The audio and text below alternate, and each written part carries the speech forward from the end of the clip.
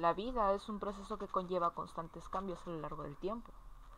Nacemos, crecemos mientras nos adaptamos al medio y sus características y a la sociedad. Maduramos por las vivencias y múltiples conocimientos que adquirimos, como esponjas de información impuesta como cosa real por fuera y las reflexiones de la cotidianidad como cosa real por dentro.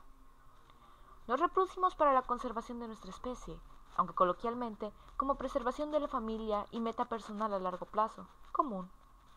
Envejecemos cosechando los frutos de nuestra juventud, buenos y malos resultados que merezcamos según lo hayamos hecho. Y entonces morimos, dejando al ciclo seguir. Y bueno, ese es el proceso común de la vida moderna. Pero no solo hablando como individuos, sino como especie, como humanos, como historia y sociedad. Corrientes ideológicas y religiosas han cruzado desde el más primitivo ser, el cual cosecha los frutos siguen tomándose en la actualidad. Devastaciones y triunfos pasados se reflejan en los contemporáneos, en lo que falta y en lo que sobra, cultural y específicamente estableciendo en las zonas alrededor del mundo.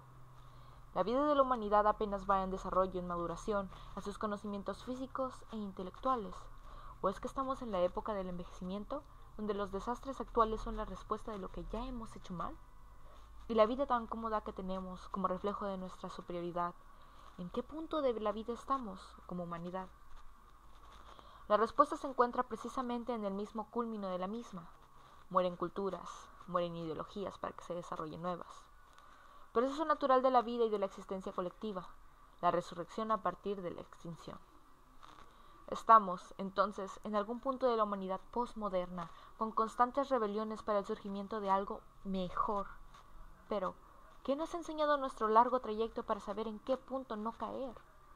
¿Cuáles son las principales cadencias de la actualidad contemporánea? A pesar de nuestros avances tecnológicos y de la integridad social, ¿dónde estamos mal? Es la educación, quizá, el factor problema de nuestra vida de humanidad postmoderna, que es la que más interfiere en el desarrollo de la utopía fehaciente que buscamos desde los antiguos griegos. Y esto se refleja directa y proporcionalmente a la conciencia de los países como el nuestro, México. ¿Qué es la educación? Internet dice que esta es el proceso de concienciación cultural, moral y conductual, donde las nuevas generaciones asimilan y aprenden los conocimientos, normas de conducta, modos de ser y formas de ver el mundo de generaciones anteriores, creando además otros nuevos. ¿Cuándo esto se convirtió en algo tan importante? En algún punto de nacimiento de otra ideología, por supuesto. Pero no necesitamos hacer un recuento historial. Esta se cuenta por sí misma, al menos por cada país que se representa en sus normas y reformas propias. Y si es un factor importante, ¿por qué no ha llegado a su punto excelso más alto? ¿Por qué siempre cambia? Todos los países del mundo están reformando la educación pública por dos motivos. Una es la económica, pues están buscando cómo educar a los niños y jóvenes para que en el futuro encuentren y tomen su lugar en la economía siempre cambiante del siglo XXI. La segunda es cultural, pues cada país está tratando de encontrar la manera de educar a los niños y jóvenes de manera en que tengan un sentido de identidad cultural y que la cultura no se pierda, mientras que aún así sean parte de la globalización. El problema de la educación es que se trata de avanzar hacia el futuro mientras se sigue haciendo lo mismo de siempre. No se debería reformar solo superficialmente la educación, sino las bases, planes y estructuras que la conforman. En el pasado, si trabajabas duro y te iba bien, obtenías un título universitario y luego un empleo. Actualmente no es así. Mientras que es mucho mejor tener un título, este no es la garantía de que conseguirás trabajo, especialmente si la profesión que estudias va completamente en contra de quién eres y tus gustos y talentos. De hecho, hay jóvenes que terminan la universidad y por diversas razones terminan trabajando en algo completamente distinto. Uno de los grandes problemas de la educación es que el sistema educativo actual fue diseñado, concebido y estructurado para otra era.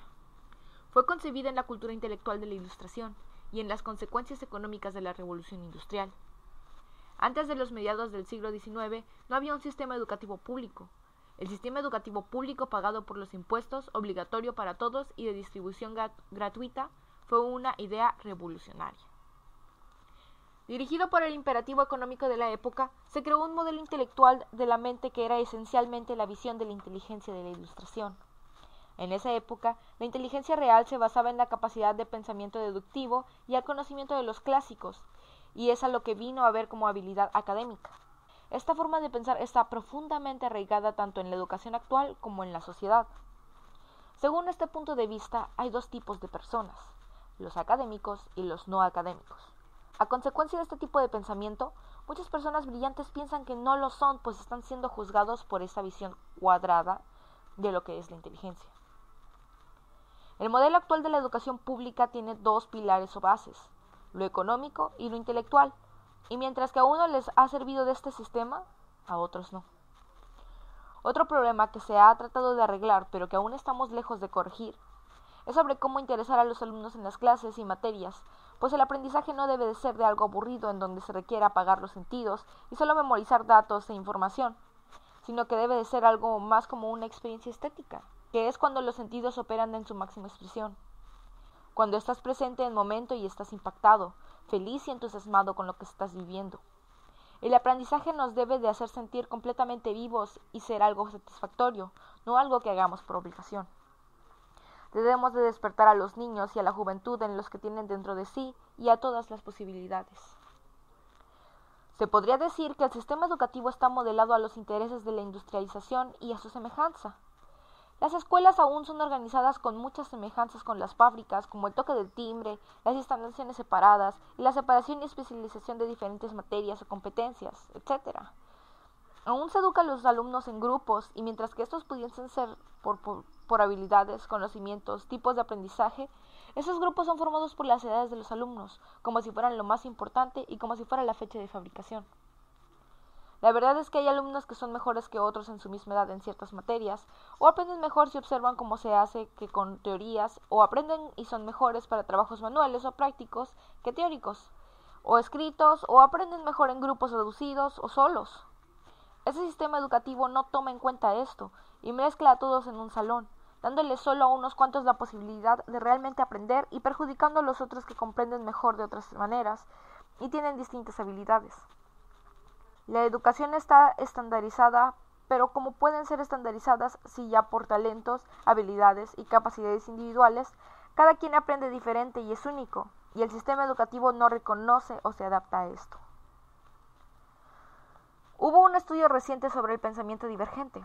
El pensamiento divergente no es lo mismo que la creatividad, sino la capacidad necesaria para esta. La creatividad es el proceso de tener ideas originales que tienen valor, mientras que el pensamiento divergente es la habilidad de ver muchas posibles respuestas a una pregunta, muchas formas de interpretar esta, de pensar lateralmente y no lineal o convergente. En el estudio se hizo un examen de 1.500 niños de preescolar, y en ese examen, si superabas cierto nivel, se te consideraba un genio en el pensamiento divergente. 98% de esos niños eran genios en el pensamiento divergente, pero al realizar el mismo examen a los niños de 5 años después y luego otros 5 años más, se pudo observar una reducción de esta capacidad de los niños. Este experimento nos enseñó dos cosas, que todos tenemos esta capacidad y que normalmente se deteriora. Esto pasa al ser educados cuando nos enseñan a pensar lineal y que solo hay una respuesta para todo. Y para mejorar esta situación es necesario pensar diferente sobre la capacidad humana, superar esa antigua concepción de la inteligencia, los académicos y los no académicos. Tenemos que reconocer que la mayoría del gran aprendizaje sucede en grupos, pues la colaboración es la fuente del crecimiento y que al juzgar a alguien individualmente no es posible ver sus habilidades y talentos al máximo, pues no colaboran con otros como lo hacen en una verdadera sociedad. Y últimamente, tenemos que cambiar la cultura de nuestras instituciones y los hábitos y hábitats de estos, pues al estar en esas instituciones durante la mayor parte de nuestra etapa de desarrollo, influyen mucho subconscientemente en nuestro ser y pensamiento. Recientemente se ha hablado mucho sobre la necesidad de regresar a lo básico, y a lo que muchos se refieren cuando dicen básicos es un conjunto de materias que creen más importantes y fundamentales que otros cuando, en realidad, deben de hablar de lo básico o las bases de la educación como el propósito o razón de la educación. Cuando tenemos claro el propósito, es posible crear un proceso o método para lograrlo y asegurar los recursos para llevarlo a cabo. Cuando no tenemos claro el propósito o no nos ponemos de acuerdo en uno, se crea el caos. Y hay 4 propósitos de la educación, y actualmente tenemos fallas en todos. El primer propósito es el económico, Pues ya sabemos, en las escuelas se formarán profesionistas, intelectuales, líderes y fuerzas de trabajo del mañana, y mientras que lo que se hace en el sistema educativo actual no está completamente mal, si realmente se quiere llenar el requerimiento de lo económico en la educación, es necesario tener sistemas que promuevan la creatividad y la adaptabilidad, cosas que en muchos sistemas actuales desalientan y aplastan. En un estudio reciente por el IBM, revelaron entrevistas que tuvieron con 1.800 líderes en compañías en 80 países. En estas entrevistas les preguntaron cuáles eran sus prioridades, qué buscaban en un trabajador. Las dos respuestas más dadas fueron creatividad y adaptabilidad, en ese orden. Adaptabilidad es, pues, en este mundo siempre cambiante, era necesario que sus trabajadores reaccionaran rápidos ante estos y a las circunstancias. Y la creatividad, pues se necesita personas que piensan diferente, tienen ideas innovadoras, hacen las preguntas correctas y que pueden encontrar varias soluciones a un problema. El problema con esto es que al salir de la universidad, a muchos jóvenes se les dificulta el pensamiento creativo, pues en las escuelas no se impulsa este tipo de pensamiento, porque al contrario, lo deterioran, lo aplastan. Sistemáticamente se aplasta el apetito para la originalidad e irónicamente es una de las habilidades que más necesitamos en este momento. El segundo propósito de la educación es lo cultural, pues vivimos en un mundo globalizado y por lo tanto es necesario que para llevar a cabo diversos trabajos, proyectos e innovaciones, personas de diferentes ideologías, valores y culturas interactúen, cooperen y aprendan uno del otro. Por eso, y obvias razones éticas y educativas, es necesario tener formas de educación que permitan entender cómo llegamos a pensar como lo hacemos, porque nuestros valores son lo que son, porque nuestros patrones de vida son lo que son y porque toda la gente es diferente. Se necesitan planes que permitan al alumno entender su identidad cultural y qué lo formó para ser así en el futuro. Sean capaces de respetar y comprender las identidades de otras personas y su valor. Para esto es necesaria una educación que trabaje con las artes, humanidades, etc. Y no solo con las materias técnicas, pues con estos conocimientos es posible tener una colaboración y coexistencia pacífica, tanto entre países como culturas y comunidades.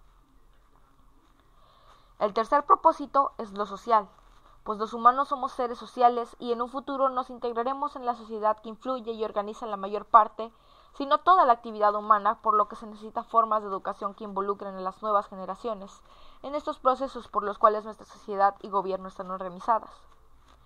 Ya que esta participación se hace cada vez menos y al no participar actualmente en una sociedad, esta no crece ni avanza y puede ser una auténtica fórmula para el desastre. Involucrar a los jóvenes y niños en su sociedad se logra no por enseñar teorías o materias, sino por crear una cultura y ambiente que personifica estos valores e ideales. Y el cuarto y el último propósito de la educación es lo personal, por lo que es necesario comprender que todas las personas son diferentes, son impulsados por distintos motivos, tienen talentos y habilidades distintas, ven el mundo distinto y demás, y que el mundo es lo que es hoy por las distintas acciones, ideas y sueños de personas de todo tipo. La educación actual ignora las diferencias individuales y por eso mucha gente desiste de ella o son abandonados e ignorados por esta, pues la educación no se adapta a sus habilidades y singularidades. La educación actual debe de entender que se está educando a personas, individuos con toda su diversidad y variedad, no a máquinas iguales. También, si se quiere mejorar la educación, es necesario que se ponga especial atención en la relación maestro-alumno, de manera que el maestro sea capaz de inspirar, emocionar, intrigar e impulsar al alumno a aprender y disfrutar lo que está aprendiendo. Actualmente esa relación no es tan buena y solo se ve en el maestro que tiene que transmitir la información al alumno, mientras que el alumno tiene que anotar y aprender lo dicho. La verdad es que el maestro no debe enseñar nada, sino que su labor es involucrarnos y guiarnos en la comprensión de diversos temas, pues nosotros como individuos aprendemos naturalmente.